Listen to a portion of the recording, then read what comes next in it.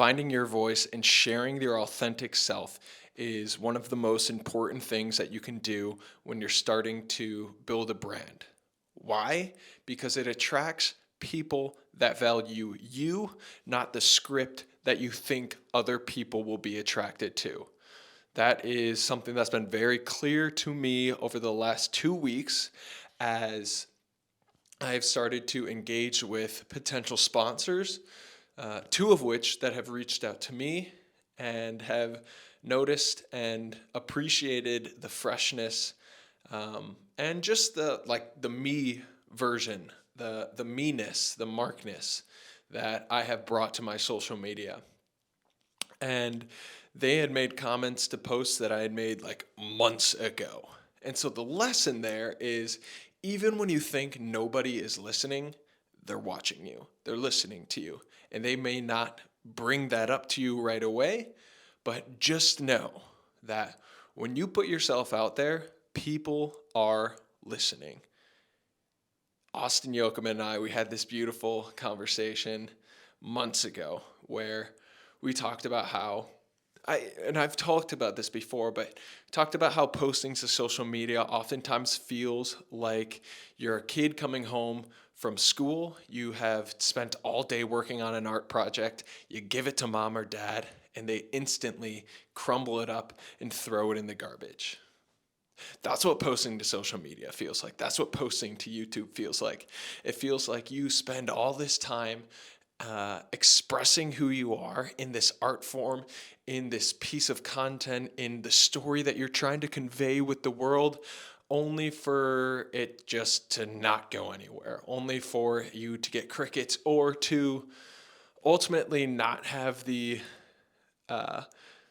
have reality meet your expectation of like, I don't know. It feels like every post is like, okay, this is the post that's going to get the right person to DM me to make that connection and make that partnership. And I think when I release myself of that expectation of putting that much weight in the outcome of each post and just get back to the roots of understanding that it's an opportunity to share my voice, it's an opportunity to share my story, and an opportunity to share with the world my experiences of the world, that ultimately is what's going to attract people.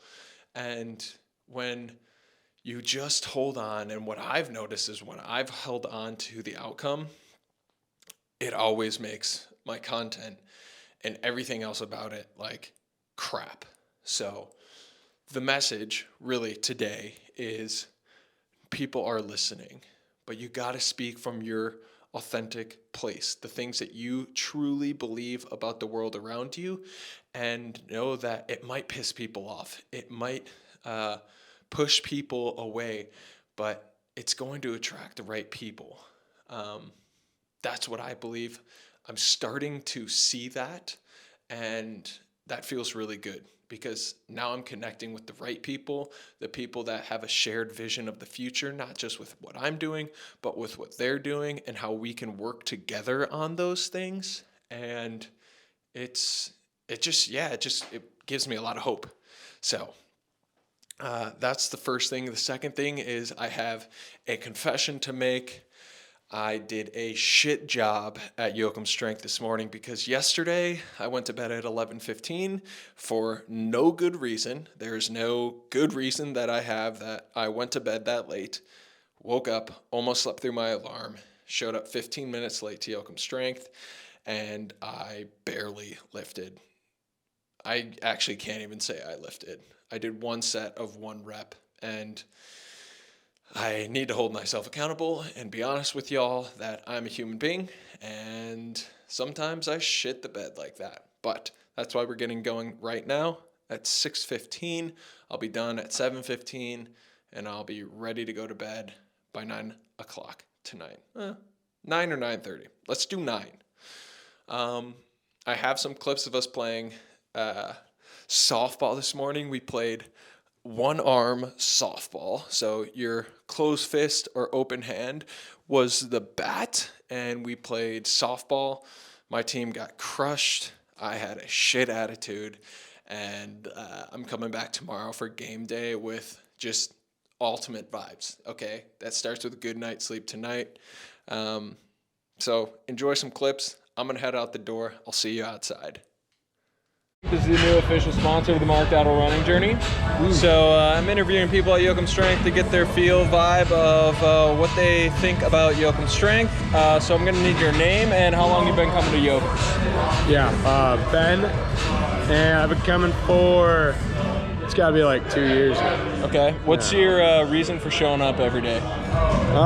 Honestly, just it's good community, and you're not allowed to leave. So I'm still here. I will be here till I go back home. But yeah, no, it's good camaraderie. I don't know. Explain, why are you not allowed to leave? Are they holding you hostage here? Well, Jochum deals with salt. That helps. That keeps us around. Yeah, I don't know. Sleep here. It's comfy. Okay, last question here. What's your favorite part about showing up to Jochum Strength? And yeah, what's your favorite part of showing up to Jochum's? Probably just all the boys. I mean, it's you start a day fast and loose, and doesn't get much worse from there. It sucks, but it helps you set the tone for the day. Okay, last question. Okay. Word on the street is you're vegan. Can you explain to us that lifestyle? The street is lying.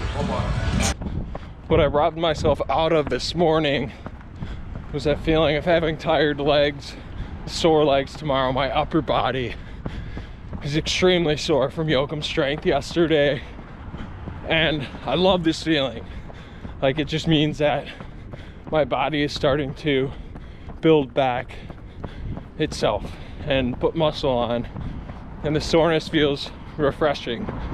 And because I didn't lift this morning, my legs won't be sore tomorrow, and I really don't think there's anything better than running on sore legs after lifts.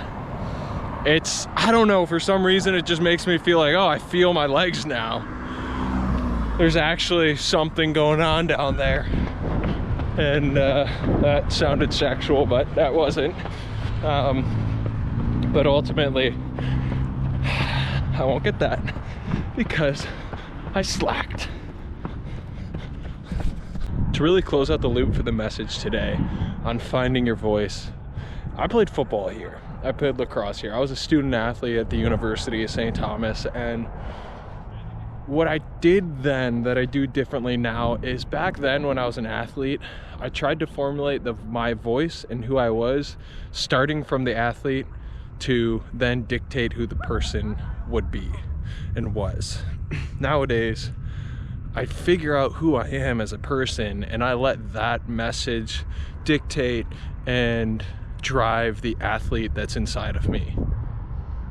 So sport, it's my art form, but it's just my art form of expressing who I am at the core.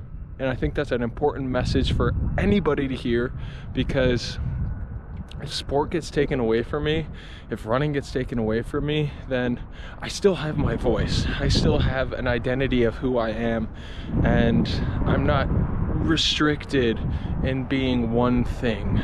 Now, I fucking love running, and I don't ever want to give it up, but I know that day is gonna come, and it's important that I recognize that who I am is dictating the athlete, not the other way around.